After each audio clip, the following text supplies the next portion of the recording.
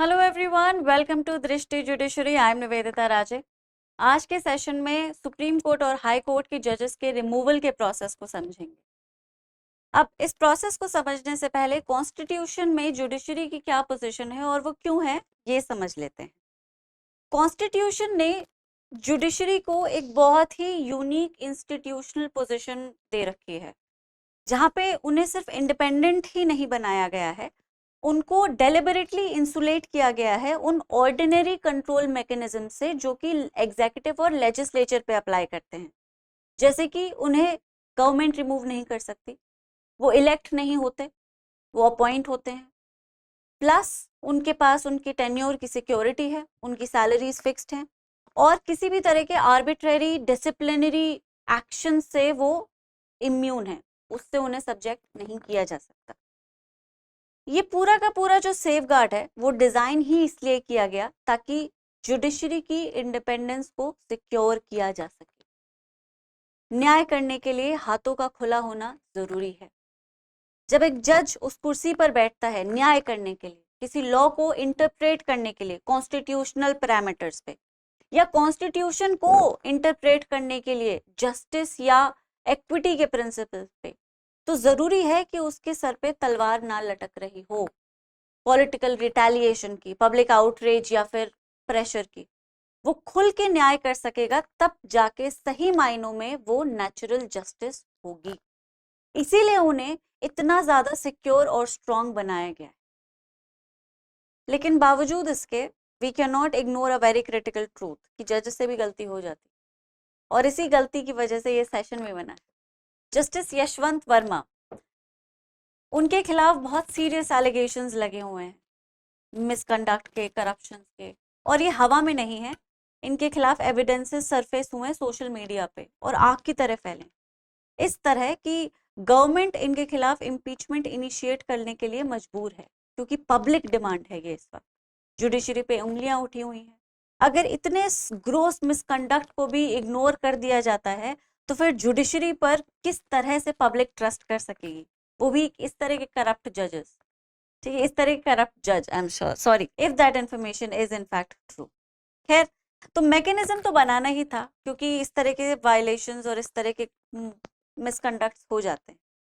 And this mechanism is not to discipline जजेस, क्योंकि उनके बेंच से कोई इम्प्रॉपर जजमेंट निकल आया या कोई अनजस्ट इंटरप्रिटेशन आ गया, जैसे कि मथुरा रेप केस में हुआ था, but it is to address those serious concerns or serious instances where a judge might also be guilty of gross misconduct, or he might become incapable of discharging judicial functions। तो इस situation में उन्हें remove किया जा सकता है, और उस रिमूवल को कोलिक्वली हम इम्पीचमेंट कहते हैं। वाई कोलिक्वली? इसका मतलब है कि आम भाषा में इम्पीचमेंट उनके रिमूवल को कहा जाता है, बट कॉन्स्टिट्यूशनली ये एक्यूरेट नहीं है। ठीक है,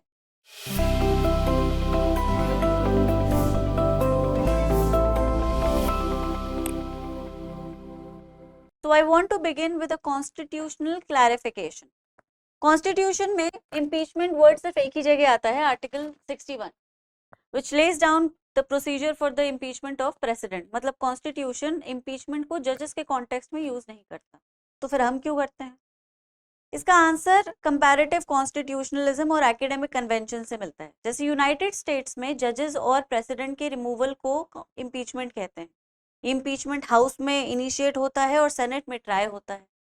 इंडिया में इसको रिमूवल ही कहा जाता है। ठीक है, and it is a procedure which is initiated through parliament, then it involves a very detailed kind of an inquiry, और उसमें स्पेशल मेजॉरिटी चाहिए दोनों हाउसेस की, then it culminates in an order by the president. तो structural similarity की वजह से legal scholars या कमेंटेटर्स इसको इम्पीचमेंट कह देते हैं, लेकिन again like I said, constitutionally ये एक्यूरेट नहीं है। Constitutionally the word is removal only. ठीक है, तो अब ये रिमूवल होता कैसे है, कैसे बैक किया गया है? द रिमूवल ऑफ जजेस is governed by both constitutional provisions and statutory laws. Constitution में आर्टिकल 124 क्लॉज 4 सुप्रीम कोर्ट के जजेस के रिमूवल के प्रोसेस को देता है, ले डाउन करता है। आर्टिकल 124 क्लॉज 5 में पार्लियामेंट को एम्पावर किया जाता है कि वो इस प्रोसेस को रेगुलेट कर सके। ठीक। आर्टिकल 217 क्लॉज 1 क्लॉज बी,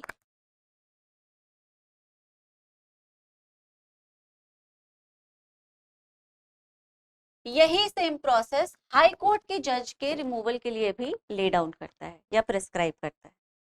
अब जजेस इंक्वायरी एक्ट 1968 एंड जजेस इंक्वायरी रूल्स 1969 इनैक्ट किए गए हैं आर्टिकल 124 क्लॉज 5 के अंडर, ताकि इस पूरे के पूरे प्रोसेस को ऑपरेशनलाइज किया जा सके। ठीक है, तो प्रोसेस समझ लेते हैं। प्रोसेस थोड़ा लेंदी है, but obviously like I said, इनके पास टेन्योर की सिक्योरिटी होती है। जुडिशरी को इंडिपेंडेंट और स्ट्रांग बनाने का तरीका ही यही था कि इनके टेन्योर को जितना सिक्योर हो सके बनाया जा सके। So the first step in the entire procedure is the notice of motion. So motion of removal must be signed by at least 100 members of Lok Sabha and at least 50 members of Rajya Sabha, जो respectively इसे लोक सभा के speaker या फिर राज्य सभा के चेयरमैन के पास सबमिट करते हैं। 14 दिन के अंदर अंदर स्पीकर या चेयरमैन जिनके पास भी नोटिस आया है वो इसे या तो एडमिट कर सकते हैं या फिर रिजेक्ट कर सकते हैं। ओके। थर्ड स्टेप है कॉन्स्टिट्यूशन ऑफ इंक्वायरी कमिटी। ये स्टेप तब आता है जब नोटिस एडमिट हो गया हो। If a notice is in fact admitted और accepted based on merit, rejection और एडमिशन दोनों ही मेरिट पे होता है, तब एक इंक्वायरी कमिटी फॉर्म की जाती है जिसमें 3 मेंबर्स होते हैं। सुप्रीम कोर्ट के जज, चीफ जस्टिस भी हो सकते हैं, chief justice of India, high court के चीफ जस्टिस और एक eminent jurist. Committee investigation conduct करती है और जज को पूरी अपॉर्चुनिटी दी जाती है खुद को डिफेंड करने की। Okay, this is the fourth step actually. The fourth step is inquiry and report.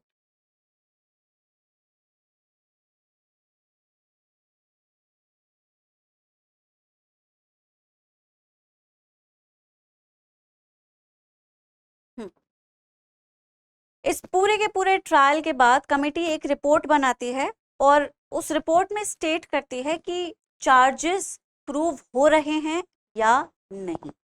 अगर चार्जेस प्रूव नहीं होते तो प्रोसीडिंग्स वहीं पे लैप्स कर जाती है, लेकिन अगर चार्जेस एडमिट हो जाते हैं, प्रूव होते हुए नजर आते हैं या हो जाते हैं, उसके बाद फिर फिफ्थ स्टेप आता है जिसमें पार्लियामेंट्री डिबेट कंडक्ट होती है।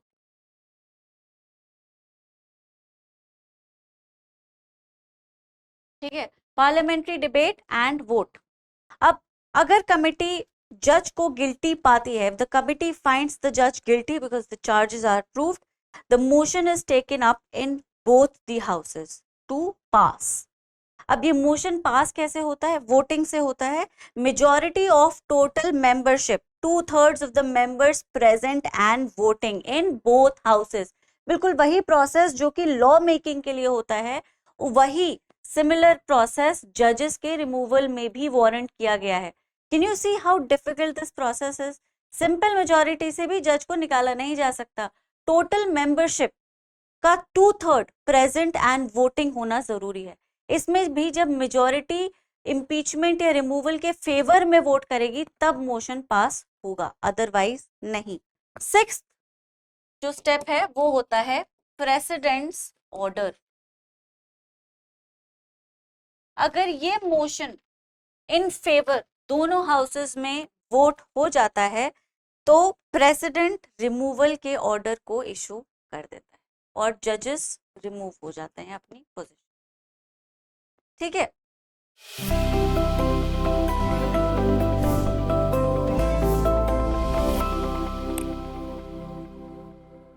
so like I said, the process is quite cumbersome and that was the only way probably to protect judges from any sort of fear or insecurity whatsoever. अब judicial removal ऐसा नहीं है justice Verma का पहली बार हो रहा है। जुडिशियल रिमूवल पहले भी इनिशिएट किया जा चुका है। In fact there have been 5 instances where a जज was tried to be removed from his position, but 5 instances में भी जज रिमूव नहीं हो पाया। The first was the case of justice V Ramaswamy in 1991-1993, जहाँ पे इन पे फाइनेंशियल मिसकंडक्ट के चार्जेस लगाए गए थे। ठीक है, he was as the chief justice of Punjab and Haryana high court. There were allegations कि इन्होंने फाइनेंशियल मिसकंडक्ट किया है, इन्होंने पब्लिक फंड को यूज किया है अपने गवर्नमेंट बंगलों को लैविशली सजाने के लिए और डेकोरेट करने के लिए। इंक्वायरी कमेटी फॉर्म हुई, चार्जेस में इनको गिल्टी पाया गया, और जब मोशन हाउस में गया वोटिंग के लिए तो कांग्रेस एमपीज ने वोट करने से ही मना कर दिया, मेजॉरिटी फॉर्म नहीं हो पाई और इम्पीचमेंट फेल हो गया। ये इंडिया का पहला इंस्टेंस है जहां पे एक जज को रिमूव करने के लिए कोशिश की गई थी, या रिमूव करने की कोशिश की गई। सेकेंड इंस्टेंस 2011 में जस्टिस सौमित्र सेन के साथ हुआ, जहां पे उनके जो एलिगेशंस थे वो एक्चुअली तब लेवल किए गए थे या तब के थे जब वो he was serving as an advocate in Kolkata high court. इनको कोर्ट ने रिसीवर अपॉइंट किया था and he was given the custody of around 33 lakh rupees which he transfer to his own personal account. जज बनने के बाद भी इन्होंने पैसा वापस नहीं किया और he never came out clean कि मेरे पास पैसा है और मैंने वापस नहीं किया। 2006 के आसपास कहीं कोई केस आया सरफेस पे जहाँ पे इनके अगेंस्ट जो इन्होंने किया था वो सामने आने लगा एंड इंक्वायरी फॉर्म हो गई। ऑब्वियसली पार्लियामेंट ने मोशन इनिशिएट कर दिया, इंक्वायरी कंडक्ट हुई और इंक्वायरी में इन्हें गिल्टी पाया गया। राज्यसभा में मोशन पास हो गया, लेकिन इससे पहले कि लोकसभा वोट कर पाती जस्टिस सौमित्र सेन ने रिजाइन ही कर दिया, तो इम्पीचमेंट इस तरह से पूरा कोलैप्स कर गया। उसके बाद फिर तीसरा इंस्टेंस हुआ जस्टिस पी दीनाकरन पे, जहां पे इन पे चार्जेस थे लैंड ग्रैबिंग एंड करप्शन के। इंक्वायरी तो इनिशिएट हुई, लेकिन इससे पहले की रिपोर्ट सबमिट हो पाती या फिर वो इन्वेस्टिगेशन को फर्दर कर पाते, जस्टिस दीनाकरन ने ही रिजाइन कर दिया। फिर चौथा इंस्टेंस होता है जस्टिस जेबी पारडीवाला, जहां पे उन्होंने रिजर्वेशन के अगेंस्ट कुछ रिमार्क दिया था and that remark was kind of not entirely wrong, जहां पे ही सजेस्टेड दैट रिजर्वेशन जिस पर्पस के लिए बनाया गया था उस पर्पस को अब वो फुलफिल नहीं कर पा रहा है, जिसकी वजह से कुछ एमपीज ने उनके अगेंस्ट नोटिस मतलब एक मोशन पास कर दिया। But before anything would happen he withdrew his comment, उन्होंने अपने कमेंट को विड्रॉ कर लिया, तो एमपीज ने भी अपने नोटिस को विड्रॉ कर लिया, तो इम्पीचमेंट का प्रोसेस आगे बढ़ा ही नहीं। फिर 2018 में चीफ जस्टिस ऑफ इंडिया दीपक मिश्रा के अगेंस्ट इम्पीचमेंट इनिशिएट करने का मतलब पूरा समा बंधा, जहां पे he was accused of abusing of powers and selectively assigning critical cases। तो मोशन को इनिशिएट 71 एमपीज ने किया, लेकिन जब ये मोशन वाइस प्रेसिडेंट के पास पहुंचा, क्योंकि राज्यसभा में इनिशिएट हुआ था, तो उस समय वेंकैया नायडू थे वाइस प्रेसिडेंट, उन्होंने इस मोशन को रिजेक्ट कर दिया, तो ये ऐसे फेल हो गया। अब ये जो छठा इम्पीचमेंट है ये अभी तक इनिशिएट नहीं हुआ है, अभी इस पे सिर्फ बातचीत चल रही है, लेकिन अगर ये पास हो जाता है, क्योंकि एविडेंस जो इस तरह के ग्रोस मिसकंडक्ट के लिए और भी पहले जजेस दिखाई दिए गए हैं लाइबल, है ना, लेकिन वो उन्होंने रिजाइन ही कर दिया। तो अगर वो रिजाइन नहीं करते हैं और पूरी प्रोसीडिंग्स सक्सेसफुली कल्मिनेट हो जाती हैं, he might be the first judge to have been removed from his position, which is very unlikely. Generally, if the moment this process starts and anything appears to be going south, जजेस resign कर देते हैं, इसीलिए कभी भी उनकी accountability properly create नहीं हो पाती। अब despite these multiple serious allegations and proceedings, like I said, a judge has never been formally removed, और रिमूवल के कारण बहुत सारे हैं भाई। वोटिंग थ्रेशोल्ड एक्सट्रीमली हाई है, पॉलिटिकल कैलकुलेशंस भी कहीं ना कहीं रोल प्ले करते हैं, फिर जो मिसबिहेवियर या मिसकंडक्ट है वो थोड़ा एम्बिगुअस है, it is not really laid down clearly so that we can really understand कि भाई क्या हो सकता है मिसबिहेवियर, क्या हो सकता है misconduct. For example justice JP Pardiwala का जो कमेंट था, it was in his judicial capacity, वो मिसबिहेवियर की कैटेगरी में आना भी नहीं चाहिए था, लेकिन फिर भी उसको कंस्ट्रू कर लिया गया, तो there needs to be a proper interpretation on this word. दूसरा, ये जो मोशन सक्सीड हो जाए उससे पहले जजेस की जो रिजाइन करने की जो एबिलिटी है वो आई थिंक पर्सनली मुझे लगता है कि वो नहीं होनी चाहिए, है ना। there are some reforms that I personally think should be there. For example, there needs to be an establishment of judicial complaints committee, और जुडिशियल इनकेपेसिटी या मिसकंडक्ट को क्लियरली डिफाइन करा जाना जरूरी है. मोशन पास होने के बाद रेजिग्नेशन को डिसअलाउ कर देना चाहिए, क्योंकि ये सीरियस एलिगेशंस और करप्ट चार्जेस होने के बावजूद भी जजेस अपने सारे के सारे प्रिविलेजेस और एमोल्यूमेंट्स और एंटाइटलमेंट्स को रिटेन कर लेते हैं क्योंकि उन्होंने रिजाइन कर दिया.